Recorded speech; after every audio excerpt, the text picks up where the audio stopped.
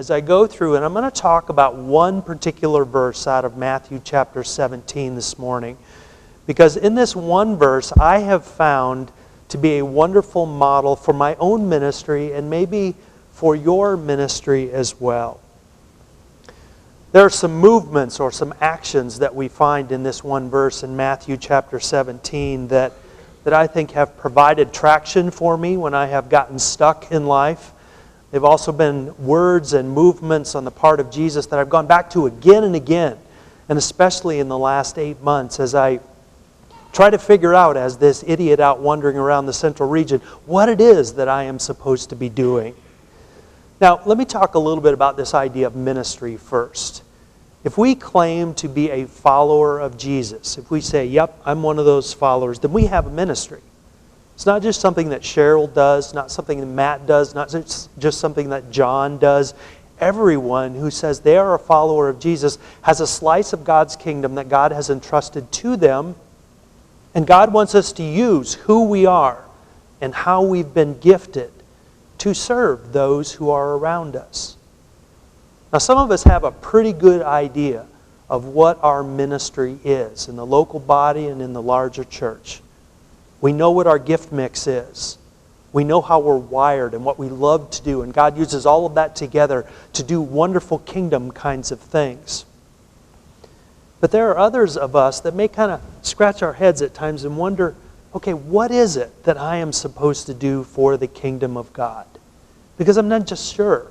I'm not sure what I'm supposed to do at this moment in time. And a little bit, that's been my station over the last 8 months as I try to figure out what it is that I'm supposed to do in this role as executive minister.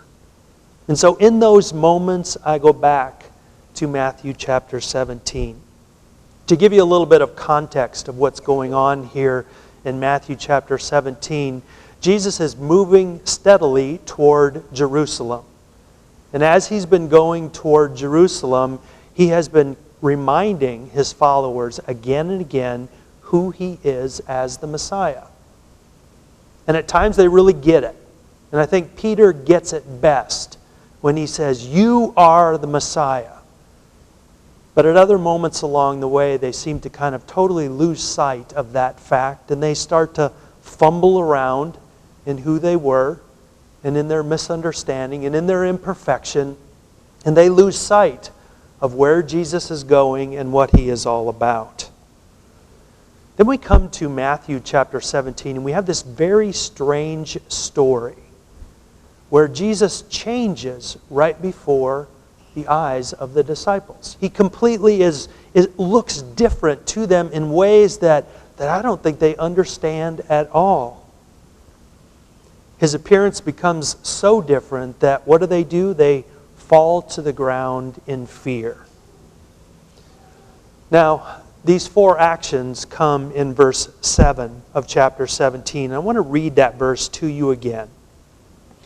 But Jesus came and touched them, saying, "Get up and do not be afraid." I want you to notice what Jesus does first here in this section here, this first movement. He takes the initiative and he moves toward the disciples while they're on the ground in fear. He takes that initiative. I think one of the most powerful ministries that we can have is simply the ministry of presence. When we are moving toward other people. When we are not waiting for them to come to us, not waiting for them to show up, and if they show up, okay, that's fine. But if not, well, that's their business. No, it's taking that initiative and moving toward them, not in a very offensive kind of way, not in just a freaky kind of way where everybody's running from you as you're moving toward them, but in an appropriate pacing, moving toward them. I love the story of Job, where Job has lost so much of life. He's lost possessions. He's lost some family members. He's lost some health. And he is sitting on the ground and he's scraping the sores on his body with a broken piece of pottery. And when he's in that very desperate situation, his friends show up. Eliphaz, Bildad, and Zophar. And in chapter 2, verse 13, it says this: They sat with him on the ground 7 days and 7 nights, and no one spoke a word to him, for they saw his suffering was great. When his friends show up, they don't start offering him explanations and lots of words. They simply sat with him on the ground for 7 days. That's the ministry of presence. It's not until they open their mouth and start offering all kinds of explanations that they really head off into the ditch. But while they simply sat there and were with him, they ministered to him. One of the first questions I think we should ask ourselves this morning is, how are we consistently showing up in the life of another person with this ministry of presence? Most of the time when I show up as a pastor, they don't expect any profound theological words from me. They just want to know that when I'm needed, that I'm going to show up in their life. And so if you are consistently showing up in the life of another person, God's going to do something with that. So if you're struggling and wondering, where's my ministry in the life of the larger church? Just show up. Show up on a regular basis. I'm not talking about church attendance here. I'm talking about showing up in the life of another person who obviously to you needs your presence. That's the first action that we see here. The church that I grew up in the 1960s, I'm 55 years old now. In the church that I grew up in the 1960s, 1970s, 1980s, you opened up the doors, people would come. That's not the church that we have in this day and time anymore. If we are simply opening up the doors and expecting people to come, we are missing the boat. And maybe we've been missing the boat for all of those decades. That we should have been taking that initiative and moving among God's people out in this world as the people of God. So we need to take that initiative. Secondly, I want you to notice what Jesus does next. After he moved toward the disciples, it says that he reached out and he touched them. Have you ever noticed how men hug? Now, it's not something that happens all that common. So whenever I do see men hugging, I always stop and take notice because it's rather rare. But when men hug, and John, could you come up here for a moment?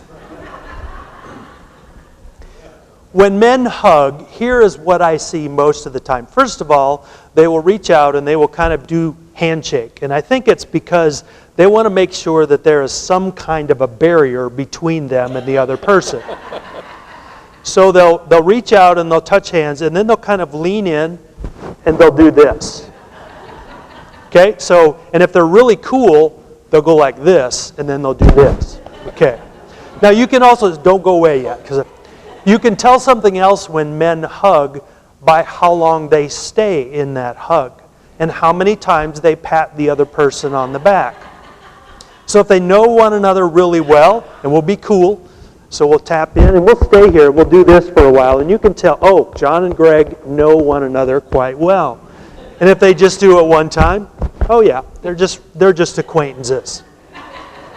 That's the man hug. I want you to, next time you see men hug, just notice how well they know one another, how long they stay in the hug. Thank you, John, very much.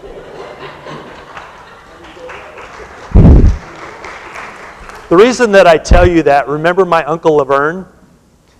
Last fall when I went back to Iowa to help with the corn harvest, on the first day that I was there, and remember, staunch 84-year-old German, bib overalls, I went up to him and I hugged him. And I didn't do the man hug with Uncle Laverne. I went in with both arms and I grabbed him, and then I stayed in the hug much longer than probably he was comfortable with, and certainly I was comfortable with. But I was doing this for a reason. I hugged my uncle. Do you know what happened? Well, let me back up. Have you ever noticed that when you do hug someone, if they get really stiff, you can tell just how comfortable they are in that moment?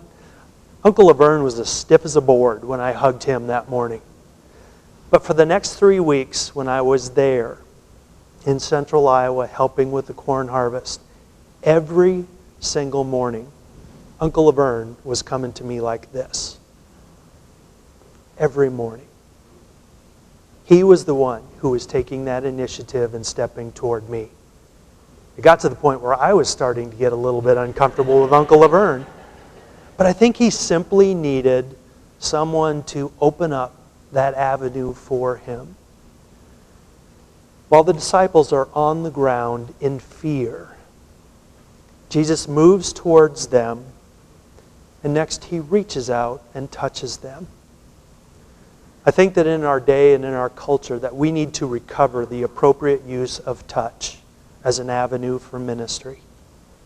And I'm not talking about inappropriate touch, because there is so much of that has gone on in this world, and quite honestly, often on the part of pastors.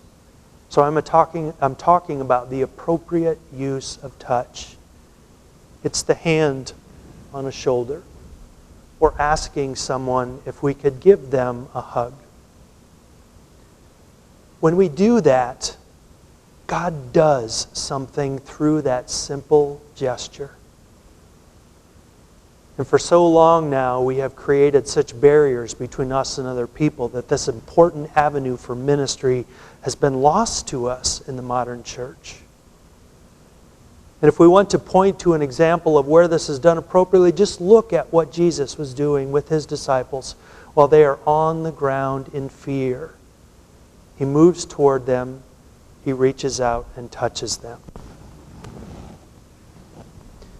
Thirdly, we see that after Jesus moves toward the disciples, reaches out and touches them, He tells them to get up. He gets them moving in the midst of their fears. This is also something I think we should learn from, because in the church today, and maybe in particular in Baptist churches, we tend to talk things to death, don't we? Here's how it typically goes, at least from my observation point, that we will have an idea, and then we will decide that we need to talk about it, and so we form a committee. And sometimes that committee decides they need a subcommittee, and so they'll form a subcommittee to talk about one aspect of this idea, and then they'll report back to the other committee, and sometimes that other subcommittee needs another subcommittee, and pretty soon we've got 6 different layers of talking about whatever it is this idea was, and by the time we get to actually implementing whatever the idea is, we're just exhausted from having talked about it so much. Now, I'm not advocating that we get sloppy in ministry at all. There is appropriate conversation that needs to happen about most ideas, but sometimes we just need to try stuff and do stuff and see what God is going to bless. As the disciples are on the ground in the midst of their fears, Jesus gets them up and moving in the moment. And maybe sometimes when we are afraid, we need to just try some things. My guess is there are some ideas that Cheryl and Matt have come up with over the years that have been absolutely wonderful. And there's probably some ideas that they've come up with that have been real clunkers. But you're never going to know until you try some of these things. So how do we need to get moving in the life of the church these days? How do we need to try things and see what God is going to bless? The last thing we see in this passage is that Jesus gives to His disciples in the midst of their fear, while they're on the ground not knowing what's going to happen next, He says to them, "Do not be afraid." In the town that I grew up in, the Chicago Northwestern Railroad tracks went right through our town. We lived probably about 100 yards from the railroad track. And when the train would come through, and since this was a main line, it would come through pretty fast. The whole house would shake. The windows would rattle as the train would come through several times during the course of the day. It would even come through at night, and my parents told me that often I would stand up in my crib and I would cry the whole time the train was coming through, and then as soon as the train had come through, I would lay back down and go to sleep again. I do remember, though, as I got a little bit older, that I would often be afraid when the train would come through. And I can remember my dad coming into my room and saying, "Gregg, you don't have to be afraid." Now, did my dad know that the train wasn't going to jump the tracks and come right through our house? Absolutely not. He didn't have that kind of foresight and wisdom. But He said those words to me in the midst of my fear that gave me enough to go one more moment into the future. And sometimes that's all we need. Someone who's willing to say those words without any foresight or knowledge of the future. You don't have to be afraid because of the presence of God with you. That's all you need to take just one more step in life. When I decided to quit farming and go back to school, my dad said those words to me, "Gregg, you don't have to be afraid," as I left Steamboat Rock on my way to Sioux Falls to continue my education. Did he know that things were going to work out okay? No, he didn't know. But saying those words to me in that moment allowed me to get in the car and drive down the street and go. Tomorrow marks the 8th year anniversary of my dad's death. And on the night that he died, I was the one that got to spend the night with him. It was in Mercy Hospital in Des Moines, Iowa. He went in for a heart checkup, and they found a blockage, and so they decided to do a stent. And so they put a stent in, and that stent plugged, and he had a heart attack. Never had had a heart attack before. So they went in and they cleaned out that stent, and they put in another stent. And he threw another blockage, a blood clot, and had another heart attack. We knew at that point that Dad, if he did survive this, that his life was going to be very different because he was a very active man. And we were scrambling in our thinking, wondering, okay, how is Mom going to survive this with Dad having to live a different way in life? The night that Dad died, I was scheduled to be there with him, and so I stayed with him that night. And about 1 o'clock in the morning, he became very agitated. And I could tell he was uncomfortable. And so the medical staff started working with him more and more and more. And it seemed that things were not going in a good direction. But I practiced a lot of what I remembered from Matthew chapter 17 in that moment. I took the initiative to move toward Dad in those moments to reassure him. I used the appropriate touch with my dad to let him know that I was there. I would have liked to have said, "Dad, let's just get up and get out of here," but that's not what he needed in that moment. But I did try to give him some actions of taking a drink of water and try to divert his thinking away from what was obviously a body condition that was failing him in these moments. And I used those words that he had said to me on so many different occasions, "Dad, you don't have to be afraid." The doctors called it massive pump failure. His heart just got tired from the things that had been happening in the midst of these heart attacks. I am not sorry I had those last moments with Dad. They are ones that I go back to again and again. And at 2:15 tomorrow morning, I will probably wake up like I have for several other years when I remember that time, when I was with my father. But I will also be reminded of this great model for ministry that Jesus has given to us. So, how are you moving towards others?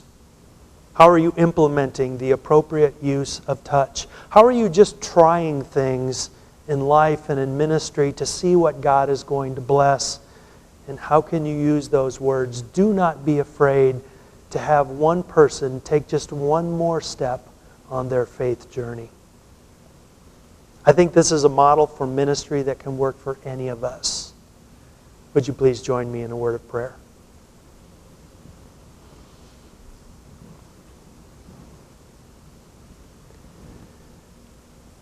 Most holy God,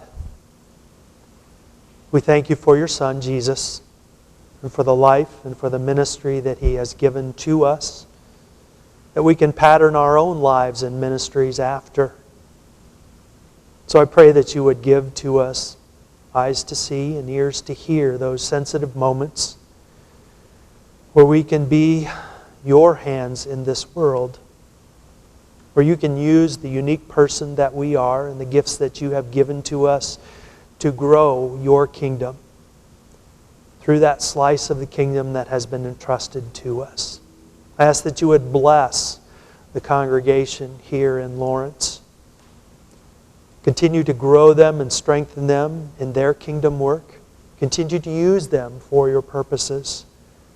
Help them to experience your love and let them show that love to others.